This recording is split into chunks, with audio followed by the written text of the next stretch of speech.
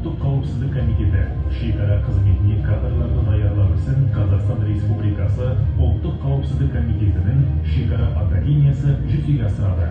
Шекара академиясы бүгінде көп деңгейлі, көп салалы білім беру қызметін жүзеге асыратын ұлттық қауіпсіздік органдарының жоғары әскери арнайы оқу орны болып отыр. Қазақстан Республикасындағы білім беруді дамытудың мемлекеттік бағдарламасына сәйкес шекара қызметіне офицер кадрларды даярлау мүддесі үшін шекара академиясында кадрлар даярлаудың 3 деңгейлі жүйесі бакалавриат, магистратура, PhD докторантурасы жүзеге асырылады. Осынша білім